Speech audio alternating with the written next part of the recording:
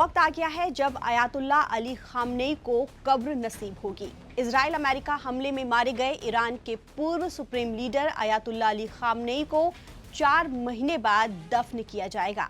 4 जुलाई से Ayatollah Ali Khamenei के सफ़र ए आखिरत की प्रोसेस शुरू होगी, जो 9 जुलाई तक चलेगी और इसी दिन उनको दफन कर दिया जाएगा। यानी ये पूरा प्रोसेस करीब 6 दिनों तक चलेगा। ऐसे में सवाल ये उठता है कि अयातुल्ला अली खामनेई का कफन दफन कैसे होगा, गुस्ल क्या है और अली खामनेई के जनाजे में भारत से कौन शामिल होगा। इस्लाम में आखिरी सफ़र का अमल गुस्ल से शुरू होता है। ये मैयत की पाकीज़गी की एक रस्म है। शिया इस्लामी परंपरा के मुताबिक शरीर को 3 बार नहलाया जाता है। पहली बार नहलाने में नीम या फिर बेर के पत्ते के पानी का इस्तेमाल किया जाता है। उसके बाद कपूर के पानी से और फिर आखिर में साफ पानी से नहलाया जाता है। इस दौरान शरीर को चादर से ढक दिया जाता है। इसके बाद जिसमें सबसे पहले इस्तिंजा कराया जाता है। मैयत को वुज़ू कराया जाता है, जैसे कुल्ली कराई जाती है। मुंह और नाक के अंदर पानी डाला जाता है, चेहरा धोया जाता है, कोहनी समेत दोनों हाथ, सिर का मसा और आखिर में दोनों पैर धोए जाते हैं। इसके बाद खामनेई को कफन पहनाया जाएगा। कफन शरीर को लपेटने के लिए होता है, जो एक सादे सफेद सूती कपड़े का होता है। शिया परंपरा के तहत कफन में आमतौर पर कपड़े के 3 अलग अलग टुकड़े होते हैं। इनमें लुत्फा शामिल है, ये शरीर के निचले हिस्से को ढकता है। इसके बाद कमीज और इजार का इस्तेमाल किया जाता है। ये सिर से पैर तक शरीर को ढकने वाली एक बड़ी चादर होती है। इस प्रक्रिया के दौरान शरीर के उन 7 हिस्सों पर कपूर लगाया जाता है, जिनका इस्तेमाल इस्लामी सजदे के दौरान किया जाता है। अयातुल्ला अली खामनेई के कफन पहनाने की रस्म के बाद शरीर को अवामी दीदार के लिए रखा जाएगा। इसके बाद सफ़र ए आखिरत की एक दुआ पढ़ी जाएगी, जिसे नमाज ए जनाजा कहा जाता है। नमाज ए जनाजा बाकी नमाजों से अलग होती है। इसमें ना तो रुकू किया जाता है और ना ही सजदा। पूरी नमाज का फोकस मृतक की मगफिरत और उसके लिए दुआ का होता है। इसके बाद अयातुल्ला अली खामनेई को मशहद में दफनाया जाएगा। मशहद वही जगह है जहां खामनेई का जन्म हुआ था। दफन के लिए कब्र पहले से ही तैयार की जाएगी। इस्लामी परंपरा में कब्र को इस तरह से तैयार किया जाता है कि मरने वाले का चेहरा मक्का की तरफ हो। शव को अंदर रखने के बाद कफन की गांठ खोल दी जाएगी और चेहरे को जमीन की तरफ मक्का की दिशा में कर दिया जाएगा। कब्र को पूरी तरह से बंद करने से पहले एक शिया धर्मगुरु अली खामनेई की तलकीन करेंगे, जिसमें अली खामनेई को ईमान और आस्था से जुड़े इस्लामिक संदेश सुनाए जाएंगे और फिर कब्र को लकड़ी के तख्तों से बंद करके मिट्टी से बंद कर दिया जाएगा।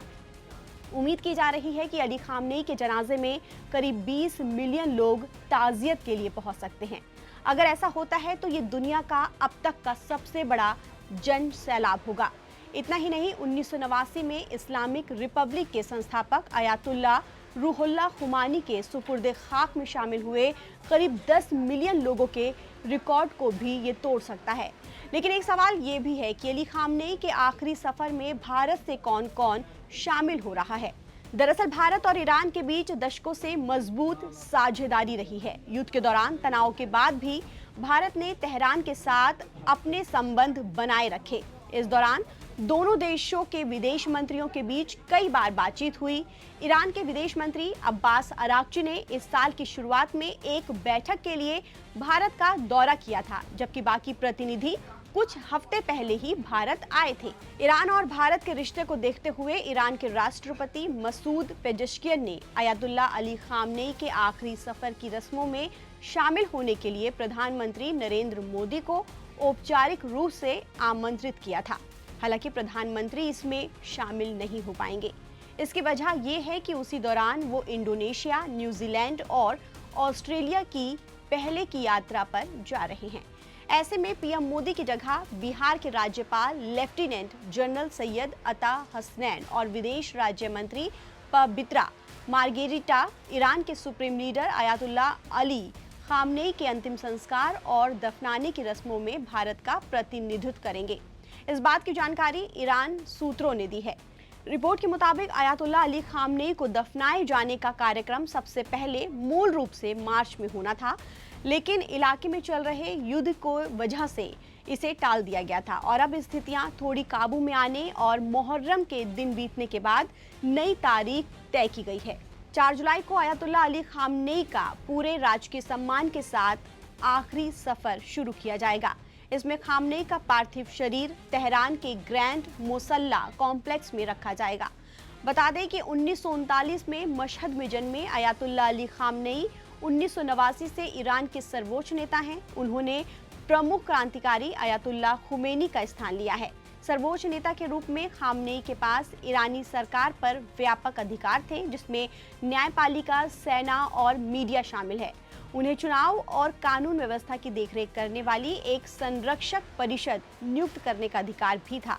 उन्होंने अपने जीवन में धार्मिक अध्ययन किया और 1960 के दशक के दौरान शाह के शासन के खिलाफ राजनीतिक रूप से सक्रिय हो गए।